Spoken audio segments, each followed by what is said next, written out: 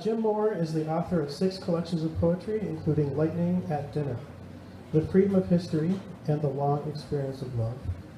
His poems have appeared in American Poetry Review, The Nation, The New Yorker, The Paris Review, The Threepenny Review, the Pushcart Prize Anthology, and in many other magazines and anthologies.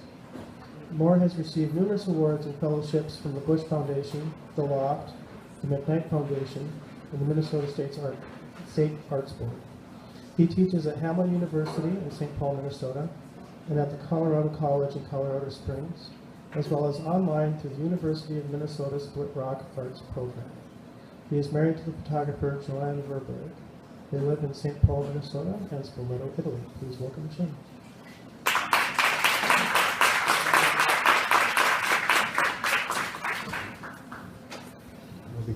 Because I teach at Hamline right across the street, I'm often over here at the Ginkgo. It's a place where I've spent many happy hours trying to write poems, generally not very successful. I'm really glad to be here also for St. Paul Almanac, which I love. It's just an amazing thing. It's a quintessential Minnesota vision, I think, that's been carried out beautifully year after year. Let's give a round of applause to St. Paul Almanac.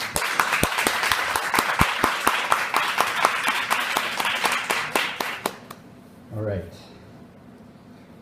So I do have this new book out, I'm doing selected poems. The first poem I want to read is, it's called Love in the Ruins, and this particular poem is one of many poems where I wrote a lot of little short poems. I set myself the task of writing 7 poems a day for about 5 years. So if you do the math on that, that's a lot of poems, most of which, of course, weren't very good.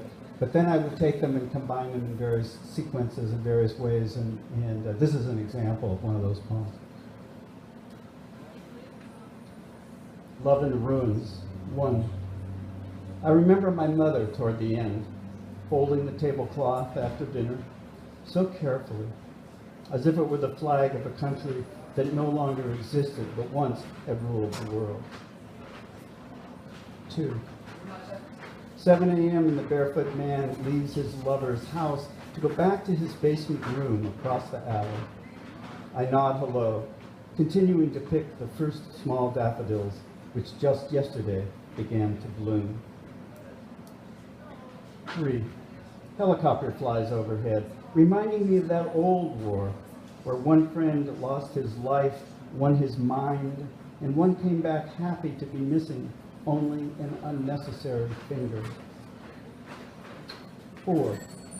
I vow to write 5 poems today. Look down and see a crow rising into thick snow on Fifth Avenue, as if pulled up by invisible strings, and already there is only one to go.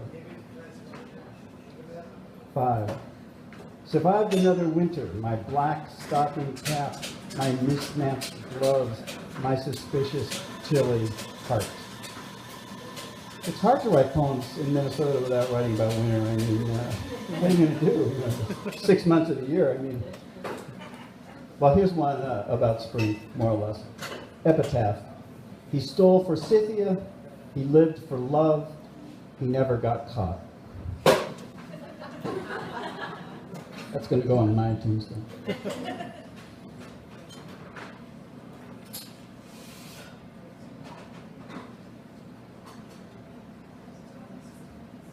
So this is a poem called 20 Questions. Did I forget to look at the sky this morning when I first woke up? Did I miss the willow tree? The white gravel road that goes up from the cemetery, but to where? In the abandoned house on the hill, did it get even a moment? Did I notice the small clouds so slowly moving away? And did I think of the right hand of God? What if it is a slow cloud descending on earth as rain, as snow, as shade? Don't you think I should move on to the moth? How it just sits there, too often unused, and the stolen rose on its stem. Why would I write a poem without one? Wouldn't it be wrong not to mention joy, sadness, its sleepy-eyed twin? If I'd caught the boat to Mykonos that time when I was 19, would the moon have risen out of the sea and shone on my life so clearly I would have loved it just as it was.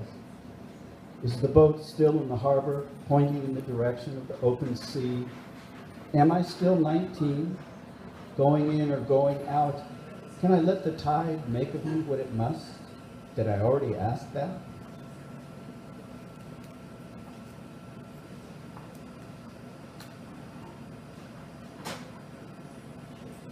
Okay, I guess I have to do another winter poem, sorry about that. Believe me, there's a lot I'm not reading. I don't think we need to know. I don't think we need to know what below zero feels like. Got that right, didn't I? Or why we die. That too, I don't think we need to know. Why life is hard, I think not. It's hot inside, it's cold out, that's already a lot to know. That love comes and goes, that we grow old slowly and then suddenly not. It helps to know that snow is a god fallen to earth. Sometimes it helps to let in the world a bit, some wind, a few flakes, the sound of ice cracking.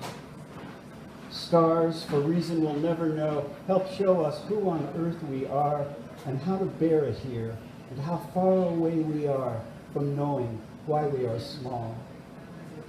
Who knows why we love or why we die, or what exactly wonder is, demanding that I touch it as if it were the beloved, and I, the young bride, believing.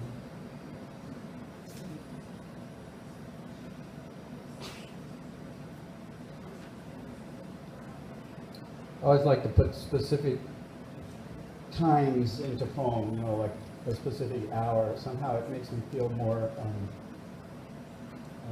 accurate if I do that, even though it's just a poem. And accuracy is not exactly the main goal. Anyway, this one's called 8:03 p.m. My friends and I used to do these things where we would not mock each other, that's too strong a word, but we would write poems and trying to pretend that we were the other person. And mine inevitably had a very specific time like that. 8:03 p.m. The spread quilt of a humid summer in Umbria. If there is life after death, it is this. And she's naked on the bed behind me. The swallows dipping, then rising again, refusing to let the sun set all by itself. Even the whine and rasp of motorcycles, even this strange tiredness. Don't you know where you are? The pasta is boiling in paradise. The one dirt road leads everywhere I need to go. A naked woman gets up off the bed and asks, when do you want to eat dinner? The only answer to every question in paradise is, now.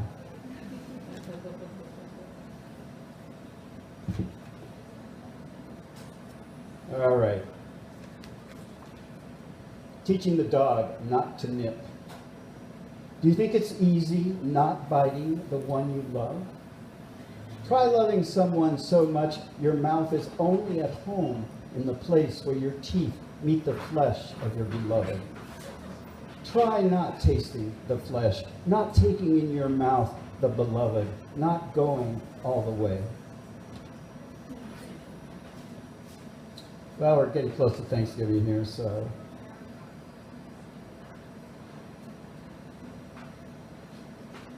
Thanksgiving. 1. The wet wood costs us real money, but these dry chips he threw in for free. It's no way to run a business, but our fire burns beautifully. 2. On Thanksgiving, the phone suddenly stops working. For this too, Lord, we give thanks. 3.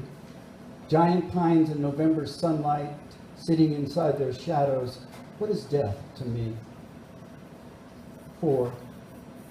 Everyone is always younger than me and more beautiful. Actually, this arrangement works. You'll see. 5. 3 black dogs in gray light at dusk, tails up, faces together. Nothing is missing. I'm just going to read one more little short poem here. 3 lines. Meanwhile, my old friend, her face taken over by grief, talks with such sweetness to a stray cat. I rest my case. Thank you all.